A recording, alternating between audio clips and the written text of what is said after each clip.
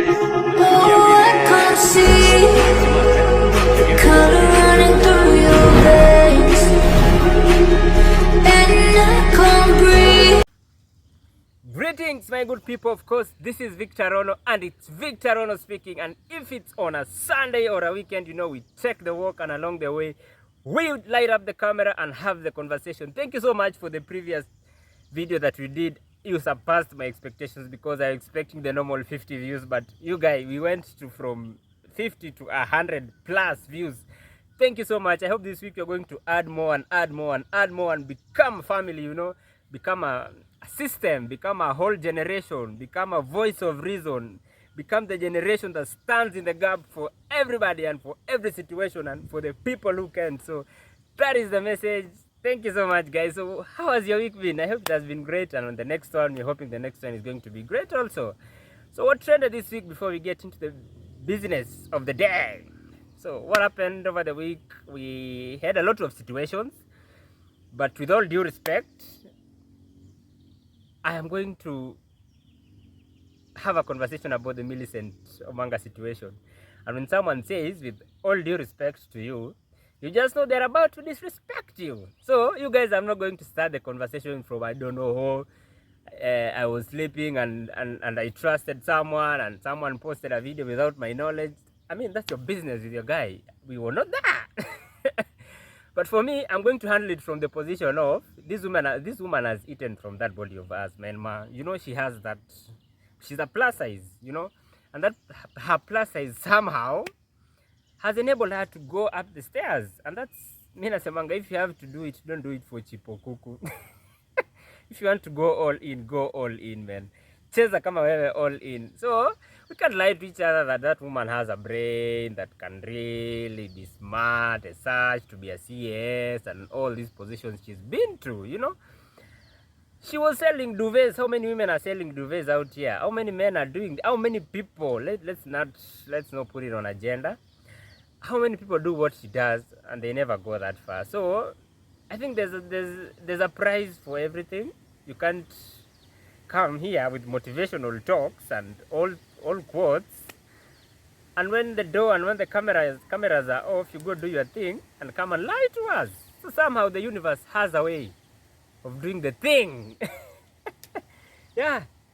So guys, that was it. And this week, you know, I've been reflecting. I've been talking about, from the previous video at least you got to know where I'm coming from, how I'm talking, how I'm planning to do these things out here. And for this week, my perspective is coming from what made up our childhood. And before we get there, and there are things I think we need to unlearn as adults, because we're adulting out here, man, and some of the things we're being told was a scam, as in everything turned out to be the other way somehow.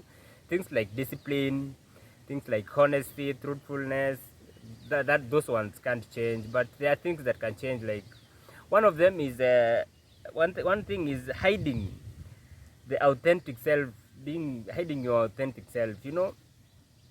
So when you're growing up, there's this script of we should play along, you know. I say you do this, you do this. Whether you don't like it, I don't like it, we have to hide in those, mzuri. You know, those things of lying to yourself that you can't bring up the other, you can't go left when people are going right, you know, and that is not cool. Me, I think the more I've grown, the more I've realized people who make it actually, who make the most impact, are the people who are so original, you know. There's a thin line between kubamba wase and being authentic to yourself and not being offensive at the same time. Because sometimes being authentic with Gen Z, now Anisha, you can go and become LGBTQ without wanting to be asked. You can do drugs without wanting to be asked, you know. That is not it. That is not the perspective I'm bringing myself. I'm coming from. I'm coming from the perspective of we are giving you a chance to be your inner self. What pushes you? What makes you this person? And how are you good at bringing it out? How good are you at not putting it down and bringing it up? I mean, it's just about that, you know. The more we become authentic to ourselves and people around us, the more respect we gain and the more purposeful life we tend to live. That is what I'm getting. So for me, it's authenticism all the way. Me, I think, and I'm pushing that agenda. So there's also the number two would be there's the issue of being busy is a badge of honor. Nani alikwambia hivyo? As in, when you can wake up like, I don't know, 4 a.m, you do this, do that, kimbia hapa, rudi, you're not even resting. They're supposed to honor you for that, for being busy. You can be busy at doing nothing, actually. Nothing, you know. That business, that being busy, is no longer deserves a badge. Doesn't deserve a badge of honor. It's about choosing that thing that you're good at and pushing it to the limits, as in let it be wherever it comes, utaifikisha mwisho. And that is what I think is really the game changer for me, because being busy can be for everyone. Sasa unatoka Monday, sijui umeenda wapi, unafanya sijui nini, and at the end of the day there's nothing really to show for it. So that one we should really cut on it. Another one is this one is, I think, it's a bit personal for me, taking advice from everybody. You know, there's the saying that even the fools get old. Sijui kama ushaijua hiyo. Hata mafala who grow old. Now if you grow old now, we're supposed to respect the hair, must. Yeah, because sometimes people can advise you from the perspective of they can be pushing the agenda on you by advising you, and sometimes attack you while trying to advise you. Oh, sijui, they try to involve, there's a cycle now, and there are people involved in your advice now.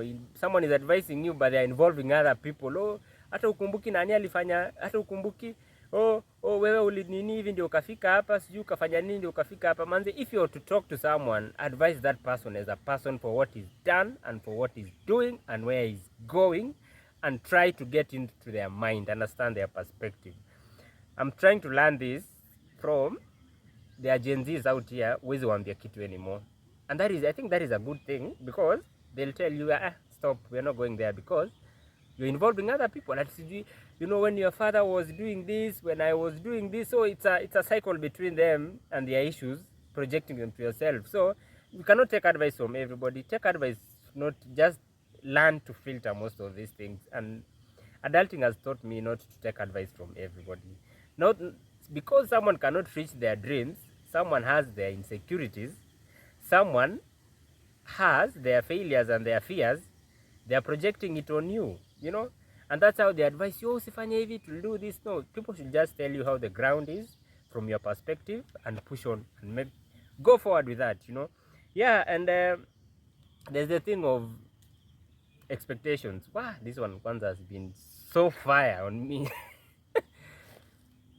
People's expectation on you should never and will never, they should never be your responsibility at any point of your life. You know, people expecting you to do this at what age, at what time you're supposed to do this, at sijui, or this is what you're supposed to achieve, how you're supposed to achieve. There's a script basically. So people might have scripts for you and expect you to live up to those scripts. It's draining, man. The least you can do, be yourself. So long as you're being truthful, you're being honest to yourself, you're being your parts are just okay. I don't think there's any reason why you should be able to live up to anybody's expectations. Just do you, live your purpose, and be a better person. As I was thinking about the things that you really went through growing up and all that, you know, that there are memories, yani, that can never be taken away from us, because as you're growing up, yani, they made us, from the songs, from owning a lyrics book, from being able to watch a show, unaomba TV funguliwe ndio uone, kucrash kwa neighbors, saa zingine hata mupendwi, but your kids, man, you can't, you lazima tu usikie, from going to school in the morning and discussing wrestling, you know, from watching Chuck Norris. There was so much, you know, and one of the songs was this, that's you know, banze una, sorry, I don't know, I said sorry.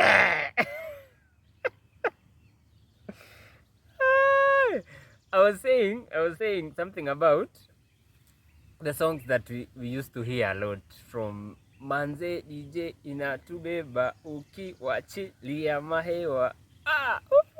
You know that song of Issa and Nameless. That song was epic, man. You know, and the album that Issa released was it, yani, from Mos, from there was, as in South Sea things. Manze, South Sea was such a dream at that time. Ilikuwa tu fantasy, man. Tulikuwa huko cha tunang'ang'ana na mambo yetu huko. Then we had usilete compare kwanza kwa dem yangu. Man, what was even compare that time? Hatukuwa tunajua hata kukatiana, but we all along singing along to compare. Hi. Kiss 100 was Kiss at that time, you know. And then we had Dondosa. If you know that Kalongombas, nikicheki kidonda dondosa, roho yangu inauma, sio gali kisonga songa. Hey, so I can sing, eh? Dondosa used to be the thing, man. Kwanza sikia that kabit was it, yani. You know, I'm not sure I can edit it into this video because it's copyright issues and all that. And the TV shows we used to watch at that time. Do you guys remember?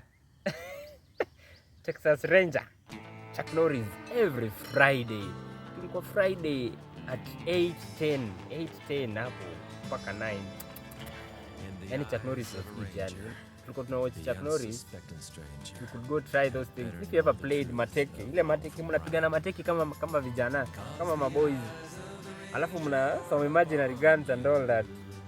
The love for it. And that guy is still looking the same, by the way. He was old when he was young and he's still old. He still looks the same, the beards and all that. And one emotional one was Sarafina. You know, South Africa had to fight apartheid for a very long time because wazungus walikuwa wameishi now say for such a long time, and they're taken over their things, their leadership, their resources, walikuwa na favoriwa.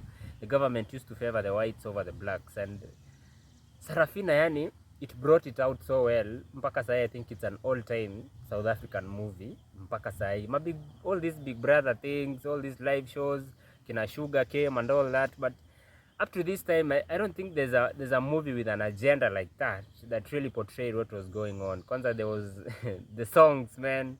The songs were yani, alafu kulikuwa na kale ka, you know that ka CD ka tape, ile ka tape kana that ka tape inawekwa kwa deka, you know, the deka ama the whatever, ilikuwa inawekwa huko ndani and you would watch it, man.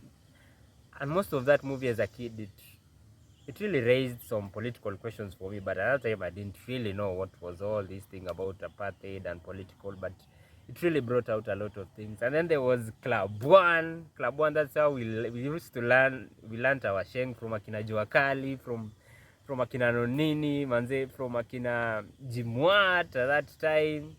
And there was so much that was going on from that part because to learn a lot to do with urban environment using those things, and they're making sense right now. Tunaweza fake kashenka mbili katatu hivi and you're making sense kidogo. And the last part of it is the adverts. You guys remember adverts mpaka sai? Me, there was one. You remember the one for Mechil? That was I think that guy was the goat up to this time. I know it was acting, but that lady was rejected by us, and after the dances and all that, probably I'll share them here. Lot of memories. And Nimechil, so unaambia dem Nimechil, what was even the purpose of Nimechil? We didn't even know. We were not actively doing that, you know. We were not actively singing like the way most of you are doing it right now. Nimechil used to be, you know, the way you take pictures right now and being all this. At that time, it used to be, Nimechil used to be peace out. I don't know how it changed to peace out, but it was this. And there was the one for Jimmy Gatu, very uncomfortable one. Piga Hesabu, the one for Piga Hesabu. Jimmy Gatu never gets old. He still looks the same somehow. Yeah, there was the blue band ones, the normal ones, the blue band one, and there's one for Indomie. For the one that Nani did. Can I make a confession? I used that line on someone. That one, yeah. Kila nyani na day yake. Kila nyani na day yake. I was just thinking about all these things and I thought probably we can talk about it. It's never that serious. So guys, thank you so much. And I will share. Hata usishare. Give me a view and subscribe too. Hapa chini. Ndaweka hapa. Sasa iko hapa chini kwa YouTube kuna subscribe button hapa. Subscribe. Hata nikiomba interview manze niko na say. Otherwise tuendelea tu kupiga story peke yetu huku kwa woods. Thank you. I hope you guys have a great week ahead of you. Show up for yourself. I don't know what happened to you last week. I don't care what happened to you last week. This week is not the same.